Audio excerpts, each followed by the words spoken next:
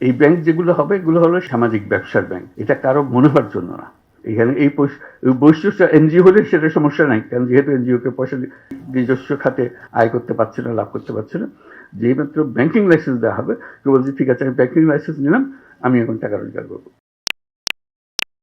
পৃথকভাবে করলো এটা বাংলাদেশ ব্যাংকের জিনিস হবে, এটাকে একটু ভিন্ন করতে হবে। এইটা নিয়ে বহুদিন ঝগড়া হলো, তো অবশেষে রাজি করালাম, ফখরুদ্দিন রাজি হলো যে হ্যাঁ এটাকে পৃথক করা হবে, পৃথকভাবে হবে। তখন কথা উঠলো যে একজন ডেপুটি গভর্নরকে দিয়ে এটা প্রধান হবে না। আমি বলছি না, তাহলে আবার এটাকে নিচে নামিয়ে ফেললে গভর্নরকে এটা প্রধান হতে হবে, তাহলে এটা গুরুত্ব পাবে। ডেপুটি গভর্নরকে দিলে সে গুরুত্ব পাবে না। মতবিরোধ হলো, অবশ্যই সে সেটাও রাজি হলো। তারপর বলল যে এটা এখানে আমাদের অফিসে এরা করবে। আমি না, তো এই অফিসে বাংলাদেশ ব্যাংকের অফিসে এটা হতে পারবে না, এটা ভিন্ন পৃথক জায়গাতে হতে হবে। মানুষ যেন জানে তার রেগুলেটরি অথরিটি ওইটা। বাংলাদেশ ব্যাংকের সঙ্গে কনফিউজ করে ফেললে বাংলাদেশ ব্যাংকের ইনফ্লুয়েন্স আসতে থাকবে, যেই করো ওই করো, এটা ঠিক হবে না। অবশেষে সেই হলো, আজকে সেটা নতুন বিল্ডিং হলো।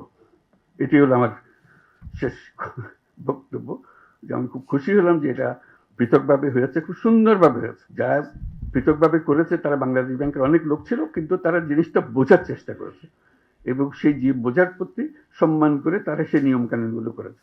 তারা যদি বাংলাদেশ ব্যাংকের অন্যান্য ব্যাংকের যে রেগুলেটরি নিয়ম কানুন এগুলো এটার উপরে যদি স্থাপন করতো, তাহলে মাইক্রো ক্রেডিট সেদিনই শেষ হয়ে যেত, ওরা আর খুঁজে পাওয়া যেত না। তারা যেহেতু এটাকে সম্মান করেছে, বোঝার চেষ্টা করেছে, সেটার নিয়ম ধরে ধরে তারা অগ্রসর হয়েছে, তার জন্য আজকে এতদূর অগ্রসর হতে পেরেছে। আমি তাদেরকে বাহবা দিচ্ছি, ধন্যবাদ দিচ্ছি। বাংলাদেশ ব্যাংকের যারা এখানে এসে কাজ করেছেন এবং এই মাইক্রো ক্রেডিট রেগুলেটরি অথরিটি এতদূর নিয়ে তাদের সবাইকে অভিনন্দন জানাচ্ছি। যে দেশেই মাইক্রো ক্রেডিট হয় সে দেশেই প্রবলেম হয়, কারণ এটা সেন্ট্রাল ব্যাংকের কোনো ব্যাংকিং নিয়মের মধ্যে পড়ে না, এক্সিস্টিং ব্যাংকিং নিয়ম। তো আমি বারে বারে বলে আসছি তোমাদের এত কথা চিন্তা করার কারণে, বাংলাদেশ অলরেডি এর সমাধান দিয়ে দিয়েছে। Micro credit regulatory authority, just follow them, তাদের নিয়ম কানুন নিয়ে আসো, তোমরা সেভাবে করো। বহু দেশ সেটা অনুসরণ করেছে। মাইক্রো ক্রেডিট রেগুলেটরি অথরিটি শুধু যে বাংলাদেশের জন্য কাজ করেছে তা না, এটা আন্তর্জাতিকভাবে অনেক দেশের সহায়ক হয়েছে, সাহায্য করেছে যে জিনিসটা করে দেওয়ার জন্য।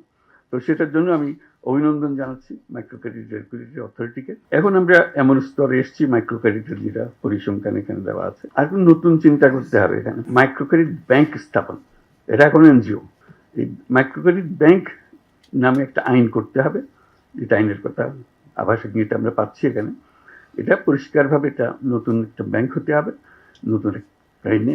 সেটা regulatory authority, micro credit regulatory authority হতে পারে, ভিন্ন অথরিটি হতে পারে, কিন্তু we need a separate banking law. সমবায় ব্যাংকে আপনারা ব্যাংক বলছেন, মাইক্রো ক্রেডিট ব্যাংকে আপনারা ব্যাংক বলবেন না, তাকে সেই অধিকার দেবেন না। কাজে আমার মনে হয় এটা সময় এসছে যে এটা মাইক্রো ক্রেডিট ব্যাংক আইনে করা।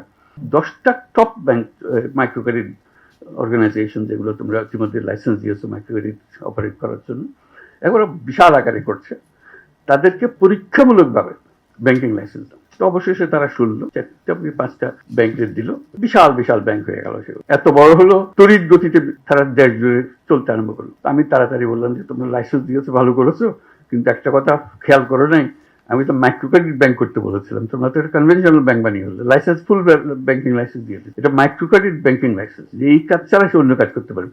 এখন যেই মাত্র সে ব্যাংকিং লাইসেন্স পেয়েছে, বড় বড় ইনভেস্টররা এসে হাজির হয়ে গেছে, হাজির হয়ে তাদেরকে পুরো ব্যাংক বানিয়ে হলো, এবং সারা দেশ জুড়ে এটা করতেছে। এই ব্যাংক যেগুলো হবে এগুলো হলো সামাজিক ব্যবসার ব্যাংক, এটা কারো মুনাফার জন্য না।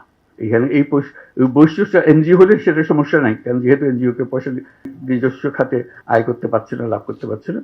যেই মাত্র ব্যাংকিং লাইসেন্স দেওয়া হবে, কেউ বলছে ঠিক আছে আমি ব্যাংকিং লাইসেন্স নিলাম, আমি এখন টাকা রোজগার করবো। লাইসেন্সের মধ্যে, আইনের মধ্যে থাকবে এটা একটা সামাজিক ব্যবসার প্রতিষ্ঠান হবে, অর্থাৎ মালিক এর কাছ থেকে কোনো মুনাফা নিতে পারবে না।